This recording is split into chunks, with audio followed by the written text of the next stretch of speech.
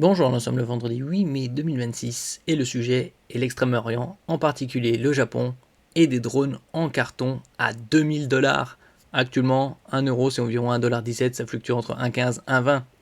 Avec ces drones en carton à 2000 dollars, le Japon mise sur la saturation des champs de bataille en carton renforcé, parce qu'à la moindre pluie. Développé par la start-up Air Kamui et livré au ministère de la Défense, le modèle Air Kamui 150 repose sur une structure en carton renforcé. On peut comparer les drones Shahed, par exemple iraniens qui sont à très bon coût, eux coûtent aux alentours de 20 000 dollars, donc là ce serait 10 fois moins. Le Japon accélère le déploiement de drones en carton. On se rappelle, il y a un peu plus d'1 an, le Japon avait mis en orbite un satellite en bois. Le Japon accélère le déploiement de drones en carton développé par la start-up Air Kamui.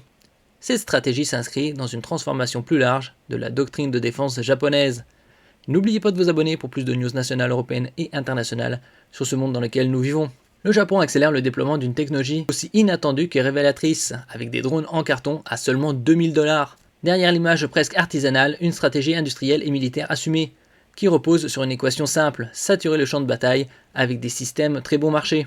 Développé par la start-up Air Kamui et livré au ministère de la Défense, le modèle Air Kamui 150 repose sur une structure en carton renforcé, une conception qui réduit la signature radar tout en divisant les coûts de production. Le principe est revendiqué sans détour comme une approche low-tech high-tech. Chaque appareil, note Asia Today, revient à environ 300 000 yens, près de 2000 dollars. Comme je disais précédemment, 1 euro, c'est environ 1,17 $ actuellement. Soit une fraction infime du coût des drones militaires classiques, bien plus sophistiqués. Livrés en kit, assemblables en 5 minutes sans outils spécialisés, ils peuvent être déployés rapidement par des unités non spécialisées.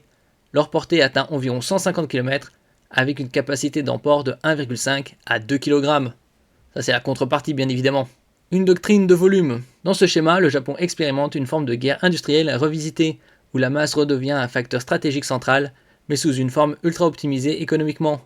Cette innovation s'inscrit dans un mouvement plus profond. Avec la levée des dernières restrictions en avril, le Japon peut désormais exporter des armes létales vers 17 pays partenaires. Une évolution majeure pour un pays longtemps contraint par une doctrine pacifiste stricte.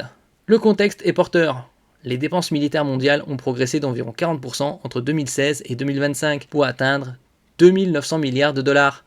On avait vu il y a quelques semaines, Donald Trump avait demandé au Congrès une rallonge en ce qui concerne le budget pour la défense aux États-Unis, une rallonge de 50%, passant de 1000 à 1500 milliards de dollars pour 2027. Le Japon lui-même a augmenté son budget de défense à 62,2 milliards de dollars en 2025, avec une cible de 2% du PIB.